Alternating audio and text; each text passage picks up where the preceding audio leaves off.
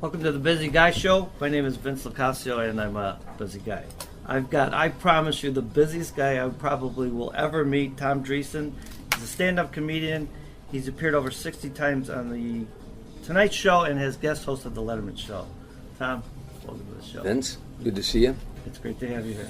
As you said, busy guy, I always say, people say, are you busy? I say, yeah, but never mistake activity for achievement. Just because you're busy doesn't mean you're accomplishing anything, but I am busy. Or productive is the thing to be, right? Busy means nothing. Yeah. We're here at the Pump Room, which I should give a shout out and a welcome to, and that you arranged for us at Booth 1, and I'm sure there's many stories you could tell. The gentleman in the picture behind you, Mr. Frank Sinatra, that you are currently doing, touring a one-man show called An Evening of Laughter and Memories of Sinatra. Yes. You want to tell us a little bit about that? Well, let me start with, this is not Booth 1. The Booth 1 in the Pump Room, this is the public hotel, which was formerly the Ambassador East. Famous hotel, Ambassador East. This is the only place Frank Sinatra would stay when he came to Chicago, at the Ambassador East. And we would stay, when I performed with him, I toured with him 14 years in 45, 50 cities a year. When we would go to western states, we would stay at his home and fly out in his private jet out to Denver, out to Wyoming, out to Montana, to Las Vegas. When we were working in the New York area, we would stay at the Waldorf Astoria, the only hotel, and we would fly out to Hartford, Connecticut, to Boston, to Bangor, Maine, wherever, anywhere up in the east. So we'd stay in one place and fly out every night in his jet. When we played the Midwest, Chicago, he'd only stay here. And then we'd go to St. Louis, and we'd go to Detroit, and Omaha, Nebraska, Lincoln, Nebraska, but come back here every night. And when we came back here, the first thing Frank did, because he stayed up till dawn every night. He never went to bed till the sun came up from dawn. So we'd come back here, and we'd always sit back in this booth here. As you see, there's a picture to him. They honored him by having the picture, and we'd sit here till the sun came up. Unbelievable. And just tell story after story. The number one booth in the Pump Room was up front, and they always had this phone here. Now you got. Phones today aren't a big deal. I know some kids might ask what that thing is. Sure. In the old days, though, to think that you could have a phone in a booth in a restaurant, today everybody's got cell phones, but this was a big deal if the phone rang, and you looked like a big deal in the number one booth. When I was a little boy, I had 8 brothers and sisters. We lived in a shack in Harvey, Illinois. 5 of us slept in one bed. We had no bathtub and no shower and no hot water. Raggedy poor. I sold newspapers on the corner. I shined shoes in taverns, set pins in bowling alleys, and caddied. Every morning I'd bring a newspaper home to my mother, who was a bartender, and she'd read in the paper, "Oh honey, look who was in the number one booth in the Pump Room." Irv Kupson would have a column, Ava Gardner, or she'd say Frank Sinatra was in the number one booth, or Humphrey Bogart, or whatever. And this is you as a kid here. As a kid hearing that, and I'd say to her, "Mom," I told her one time, "Mom, you should try to get a job down there as a bartender. You could meet all those stars." She said, "Honey, they don't hire the likes of us down there." Now years go by, I'm doing the Tonight shows. I come here, I'm staying at the Ambassador East, and they asked me if I wanted to sit in the number one booth. And I said, I'd like to, and I brought my mother down to sit in the number one booth. And Irv Kupson had put in his column, "Seen in the number one booth in the Pump Room, Glenora Dreesen and her son." He didn't say my name. So my mom had that column by her bed when she died. I mean, it was a big deal. That's a big dream. It's a true Chicago dream come true. It's a dream come true, yeah. I know your home is now in Los Angeles. Yeah, Sherman Oaks, California. When you come back to Chicago, I mean, I was out of town for a while. When I come back, the first thing I want to do is get a hot dog. What's the first thing you do when you come back to Chicago? First thing I do is find out where Vince LoCascio got his hot dog at. Naturally, Gibson's is like where I domicile. The owner, Steve Lombardo, is a good friend of mine, and all my friends hang out there. So I go there. But in L.A., when you want a good hot dog, Joe Mantegna, a good friend of mine, actor from Chicago, grew up in Cicero. Joe has a place called Taste Chicago, and they have Chicago hot dogs, Chicago pizza, Chicago beef, and all the Chicagoans out in L.A. We get together. Gary Sinise, Dennis Farina, God rest his soul, Dennis Franz, William Peterson. With Joe Mantegna, we all go by Joe's place, and we sit there and have some pizza and some hot dogs. So you guys got a nice contingency out there. Yeah, well, Chicago, we also have a party every year called Windy City West. It's Chicagoans, writers, producers, directors, actors, people that are in our industry but came from Chicago or learned their craft here. So we get together once a year out there in Chicago, usually in October, and we all just exchange cards and stories and have a great time.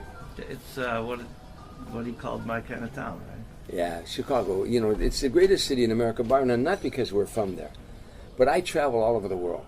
This city, April to November, you know, because I'm not crazy about 40 below zero, but this is the best walking city in America to me. It's for culture, for art, the art institutes, for architecture, the Frank Lloyd Wright influences. For sports, you can't find a greater sports town. 2 Major League Baseball teams, from the Bulls, the Bears, the Blackhawks. It's a great sports town, the Chicago Fire, and also for restaurants, they can compete with anybody, the restaurants in the city, but the bottom line are the people. The people of Chicago, they're friendly. You know, good, decent people that will talk to you. Have, you know, they're very the Midwestern ethic. I want to give you a great classic story of that. A year ago, Joe Ahern called me. He used to be head of ABC and CBS here.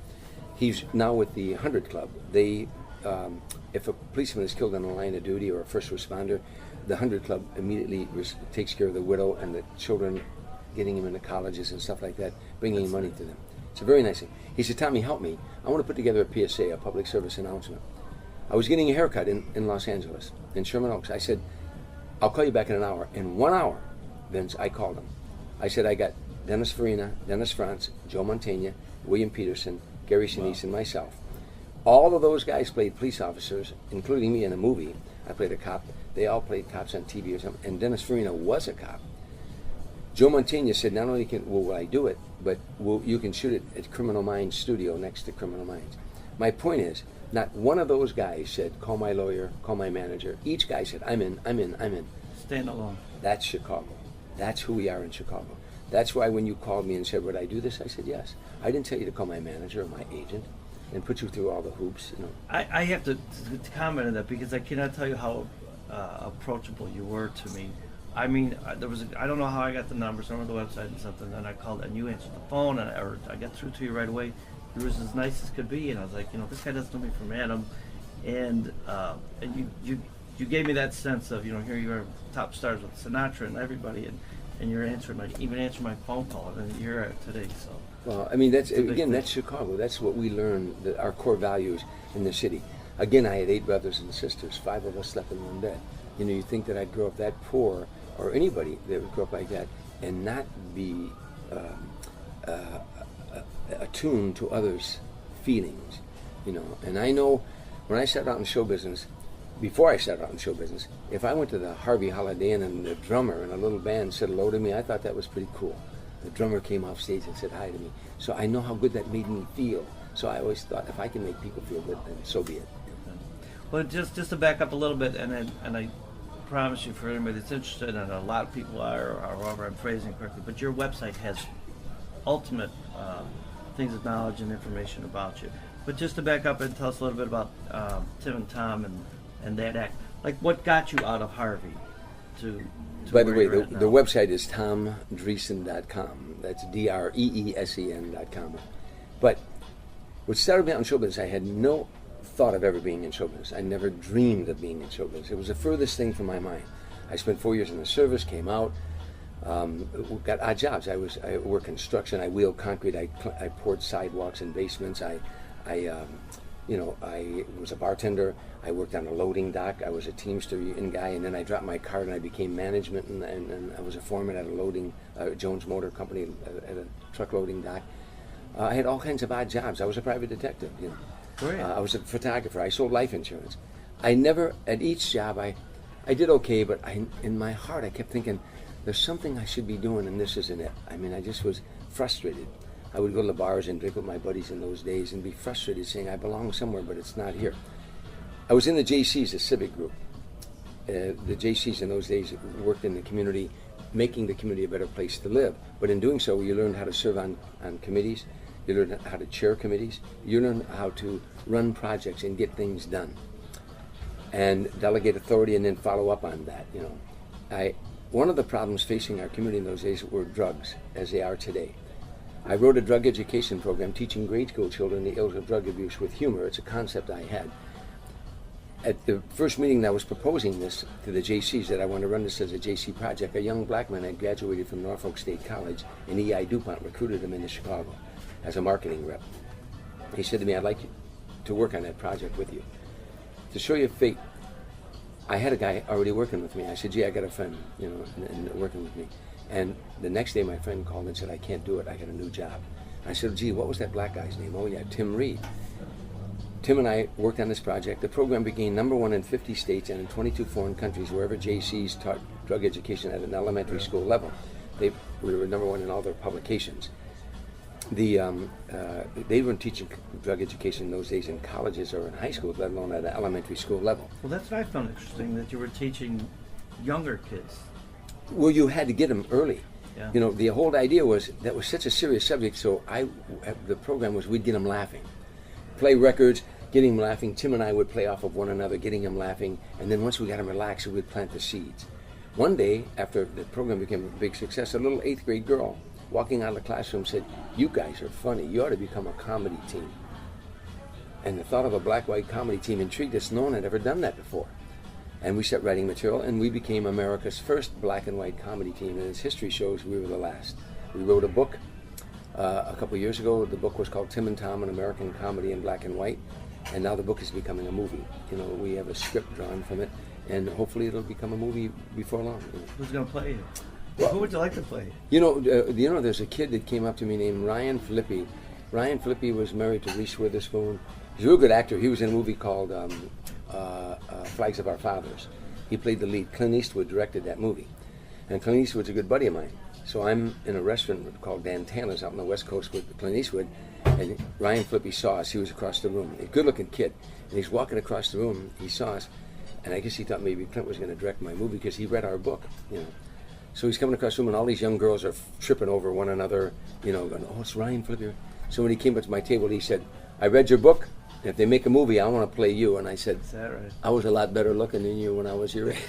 And he thought I was serious. And he looked a little forlorn. I said, no, I'm only kidding. But he would be a good choice. Nice. I found it interesting also that I know how much you love golf, and we could talk a little bit about that in detail, but how you said that changed your life. Because I knew you were a caddy at Ravislow Country Club. Yeah, I caddied in the south side of Chicago. Here's how it changed my life. When I was a little boy, I always dreamed that one day I'd become a bartender or a tavern owner, because that's where my father spent all of his money. My father was alcoholic. And so I thought, wow, that's the success, owning a bar. I couldn't dream beyond my environment. When I went to caddy at Ravislow, all of a sudden I was caddying for doctors and lawyers and successful businessmen, Mr. Florsheim, people like that. And after caddying there for a couple of years, I started to think, maybe I could be more than just a bartender. Maybe I could be more than just a tavern owner. So I was outside of my environment. I understand how a young black kid in the south side of Chicago would say, I want to grow up to be a pimp or a drug pusher, because that was the only successful man he had seen in his community. You know, they got all the money, the cars, and all that. So he couldn't dream beyond his environment, and that was my case. So after caddying, I began to dream bigger, right? That I could maybe become more. And today, you know how golf has changed my life. I'm the master of ceremonies at the AT&T for Clint Eastwood. I'm the master of ceremonies. I was for 18 years for Bob Hope Classic, master of ceremonies. My own golf tournament. I perform around the country. Arnold Palmer has me at Bay Hill sometimes. Freddie Couples would have me up in Washington. His tournament. Peter Jacobson out in Oregon. So as master of ceremonies for these events, at every one of these golf events, in that audience are Fortune 500 companies. So Fortune 500 companies, hire comedians for their shows. So almost always after I come off stage, they hand me a card. Hey, we're having an awards banquet next year, and would you be our comedian? So golf has changed my life. It's been a lucrative venture for me, you know.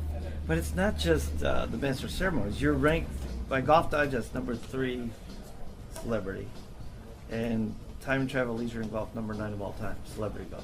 Yeah, you did your homework. I tried to. Well, it's all there. But I did it. That was 2006, I think. 2007. I was the 3rd best celebrity golfer. I doubt that I am today. You know, rotator cuff tears and knee surgeries and stuff. But I still love golf, and I'm still play to a 7 handicap. 6 or 7 I fluctuate, and I've been as low as a 2 handicap. You know, but I was one of the founders of the Celebrity Players Tour. It's basketball, baseball, football, hockey, tennis, and show business people that are 10 handicap or below. So it was Johnny Bench, Mike Schmidt, Mario Lemieux, John Elway, Dan Marino, Michael Jordan. We had 42 Hall of Famers, you know. And show business, it was me, Eddie Marinaro, Smokey Robinson, Matt Lauer, Brian Gumbel, Jack Wagner, who I think is the greatest celebrity golfer of all time.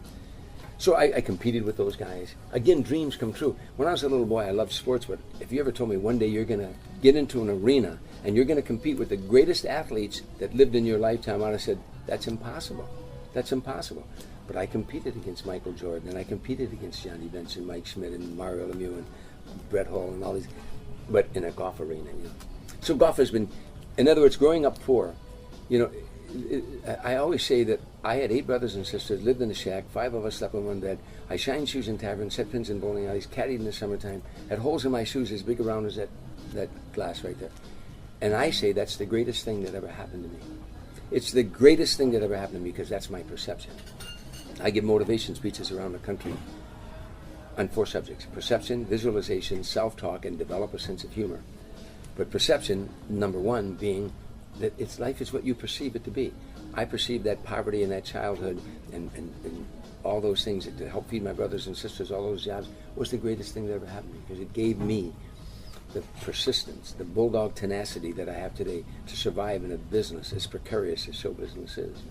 Yeah, I mean, I don't know you obviously well, but I know pretty much what a Chicago guy is. I think we both have that same idea, and it's like you haven't changed, you know. But being around all these people and all this success and stuff, if like I met you without knowing that you were stars, just you know, what a nice Chicago guy he is. Well, I appreciate it, but you know, but that's who we are. Frank Sinatra, as much as I love him, one of the greatest stars show business, if not arguably the greatest career show business has ever known. Forget about his singing, which he was a superstar. He was one of the most brilliant actors, never took an acting lesson, won the Academy Award. He danced with Gene Kelly, for God's sake. But even he, in a moment like this, he was a kid from Hoboken. You know, up there on stage, we have to do what we do. But here, if you're honest with yourself, this is who you are. I'm that little boy from Harvey, Illinois. I'll never be anything more than that. I always think I'm just a heartbeat away from going back to shining shoes again, you know. I'm so grateful for all the things that have happened in my life, you know, in show business, because I love show business and I love being a stand-up comedian, and I make a living at what I love to do. Less than 1% of the population of the world can say that. So God's been good to me. And it seems that you give back because, I mean, in one of the quotes, someone said that all the fundraisers and things that you've done have donated your time. You know, it's more than the Rockefellers ever had. But I know you have a couple things dear to your heart. One of them is your golf outing, which is for the IFI. Yeah, Illinois Fatherhood Initiative. Because that's the biggest problem to me in America today, why America is decaying. When men cease to become men, a society will decay from within. I wrote that, but when men cease to become men, a society will decay from within. But it's true. When I was growing up in Harvey, my mother, I was 13 years old. My mother said, on my 13th birthday, you get a girl pregnant, you'll stand by her. I was 13 years old. That was the mantra of the community, of the black community, the white community, the Jewish community, the Italian community, the Irish community, the Polish community, whatever neighborhood you're in. If a girl got pregnant, you stood by her. You might say, I'm not marrying her, and the men of that community say, okay, but you're taking care of that child, because if you don't, we have to. Now, what's happening today in Harvey, when I was growing up, 4% of the children being born were being born fatherless. Today, almost 75% are being born fatherless. 77% of all teenage crimes in America are created by fatherless teenagers. That's a fact. 77%. This year in Detroit, 75% of the children being born are being born fatherless. We're creating a nation full of criminals. 3 out of every 10 white families, 3 out of every 10 white children born in America today are born fatherless. 4 out of every Latino and 7 out of every 10 African Americans are born fatherless. In my day, if there was a young thug walking the streets in the Polish community, a Polish boy stealing purses, the policeman of that community went out and got him and took him home to his father. In the black community where I grew up in Harvey, there was a black kid doing that, an African American kid. The black man of that community went out and got him and took him home to his father. In the Italian neighborhood, in the Irish neighborhood, the men policed that community. Today, there are no men in those communities. What's happening is that the police go in there, or a grandmother has 4 little children she's trying to take care of, not even her babies or grandbabies, and she goes out in the corner trying to protect them from the gangs with a broomstick, and the gangs have an AK-47. Yeah. It doesn't make sense. You know? It's that environment thing that you talked about. That, you know, it's kind of hard for them to get out of that. Well, here's what happened. You know, well-intentioned. In the 60s, when the government came along and said, if you have 1 child out of wedlock, we'll pay you $250, but if you have 2 children out of wedlock, we'll give you $500, but if you have 3 children out of wedlock with 3 different fathers, we'll give you $750. The government said, we will take over the responsibility of the father. Don't worry about it anymore. We will be the father. We'll bring the money home. to you. Big, well-intentioned, big mistake. Personal responsibility, individual responsibility. All of a sudden, again, you have all these poor children being born with no man in the home, no dad, no father, And IFI helps educate people about this? Yes, and we honor fathers, and we bring the fathers in the community that are doing these things, that are standing by their family, and honor them so that the community can see this is what a man is. A man is someone who takes care of his family and his responsibilities, not runs from his responsibilities. I went back to Harvey, my old neighborhood. A young gangbanger came up to me, and he was talking to me. And I said to him, he started talking, and he said something about children. I said, "You have children?" He said, "I got 4 children. I got 4 babies, 2 boys and 2 girls." I said, "Oh, that's good. Do you spend some time with your children?" He said, "When I want to sleep with the mama." Now, that's the way he talked to me. And that in my day, my friends in the neighborhood, I grew up in an all-black neighborhood. My buddy Everett Nicholson, his father would have grabbed that kid and took him by his ear home to his father and said, "Tell your father what you just told me." It didn't exist in my day, and America has got to come back to that. We're going to decay from within. When men cease to become men, a society will decay from within. Stephen, you said that. Yes. Cool. I know something else that's dear to your heart is a day for Darlene. My sister Darlene had multiple sclerosis, and she succumbed from the problems of that disease. And so I used to run a marathon every year. I'd run 26 miles, and we called it 26 miles for Darlene. And people would pledge money for every mile I run. And the proceeds would go to looking for the cure for multiple sclerosis. So that's very good. So I do a lot of that charity. You need to do, Emerson once said, "You've lived a good life if you leave this world better than you found it." And Frank Sinatra, by the way, was very charitable, very a benevolent human being. But one of my favorite quotes is, "How do you measure human life? Some men measure their lives by days and years, others by love affairs, passions, and tears. But the truest measure under the sun is what in your life for others you've done." And I think that's how you measure your life. I think that those of us who are lucky enough to make a living at what we love to do, if any way my talent can help raise money for a worthy cause, I want to be there. Yes. I know something else, actually, there's so many things to talk about. We have a book here. We can't get through them all today. But I know that the Italian Americans of Chicago, are working on getting an endowment, a matching thing. And I know you did a little YouTube thing for them. Yeah. So. Yeah, because, the pride in your ethnicity, I'm Irish Italian, and I'm so proud. One of the things I do every year, I master sermons for the Ellis Island Medal of Honor Award. And the reason why they gave me that award. But you won that as well. Yeah, I received that award, and I normally do not like to take awards for doing charity work. That's what should be expected of you. But that meant a lot to me because that's where my Irish and my Italian ancestors came from. They came on Ellis Island. For me to return to that island and thank them for coming here by accepting that award in their name, that was so special to me, And also, there's going to be a $500,000 grant and now my mind's blanking. At Loyola. At Loyola, yes. Because, and so if we can match that, the Italian community match it, they're going to have Italian studies. They're going to fund those programs. And Which is our turn. Yeah. A little bit behind, but I think it's our turn to be recognized for that. A lot of people do not know about Italian Americans, and I have all the stats. The largest lynchings in the United States were from Italians were lynched. Really? 11. I'm laughing because I didn't know where you were going. Well, because you obviously do not know this. As an Italian American, you should know. Who was it wrote? I've got all the stats in there. I should have brought it. I'll read it to you. But what the Italian Americans endured when they came to this country. They burned out villages where Italians lived, and they lynched 11 at one time. Down in New Orleans and Louisiana, some of the largest lynchings were of Italian Americans. And so. But our people put that aside. They put that behind them and went on to accomplish so many great things in this nation of ours, including the first Medal of Honor when it was a guy named Bastiglione, and could have won the Medal of Honor twice. He went back and did even more extraordinary things he did the first time, among others, so many other things that we could say what Italian Americans have contributed to our society. One of my pet peeves is, of 115 movies made about Italian Americans, only 6 were positive. About 109 of them were all gangsters, mobsters, Chicago. If you said Chicago, people say Al Capone Yeah. at one time. Of all the great contributions Italians have made to this society and to this city, that we should be known for that. That's why I got involved. That is great to hear you say that, because I love The Godfather, watching Goodfellas just as much as anybody. But they say, the famous say, if you take out the violence and the guns and all that, the crime, what's left and what a lot of people are gravitated to is the beautiful family. Yeah. The eating, the customs, the La Familia, yeah.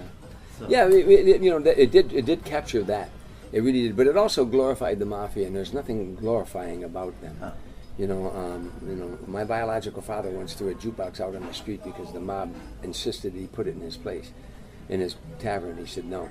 He said that he worked in a factory and bought a Wurlitzer $100 jukebox, and that's what he was going to keep there. He challenged them because he was an Italian, but he wasn't proud of mafia. He was proud of the achievements that Italians has contributed to our society. So what do we got coming up? I know, what's amazing, not amazing, whatever the word is, you're entertaining generations, right? I mean... Well, when you first did the Tonight Show, when I first started out, wherever you went in America, people say, what do you do for a living? You say, I'm a stand-up comedian. The next question out of their mouth was, oh yeah, have you ever been on Johnny Carson?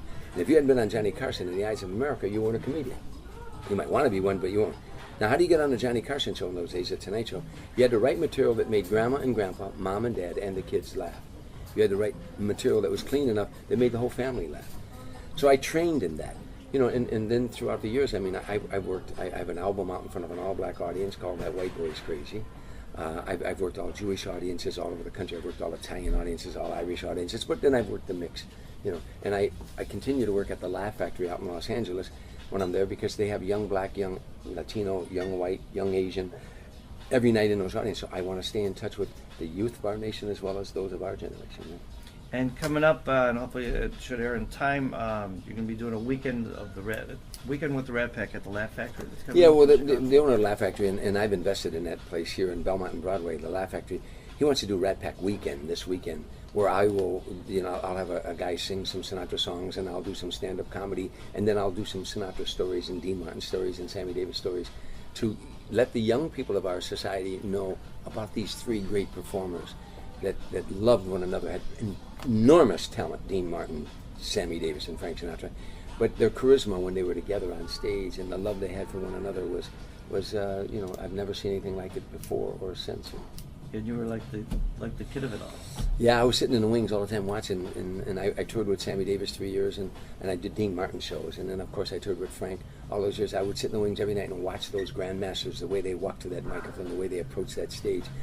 There's never been anybody like him in live performing, or ever will be, I don't believe. What did you say? It was like serving mass, like an altar boy serving mass for the Pope. Oh yeah, well somebody said, what's it like opening for Frank Sinatra? I said, yeah, it'd be like an altar boy serving mass for the Pope. Well, I want to thank, I from the bottom of my heart, here's some cannolis for you, but thank you for being on the show. I mean, here we are, a former garbage man and shoeshine boy from Chicago at the pump room. I like it, and this is the way Italians reward you, with cannolis. Yeah. This says that you're a good guy if I give you cannolis. I appreciate it, and I will eat these too. And then what, tonight you're singing at the 7th inning stretch? I'm singing at Wrigley Field. This is my 14th year of singing Take Me Out to the Ball Game since Harry Carey died. Joe Mantegna and I are tied. He did it 14 times, and I did it tonight. I'm doing it 14 times. It's a lot of fun. God bless you. Thanks. I know you're a busy guy. Thank you, Vincent. And here's the book, list of things. Thanks again.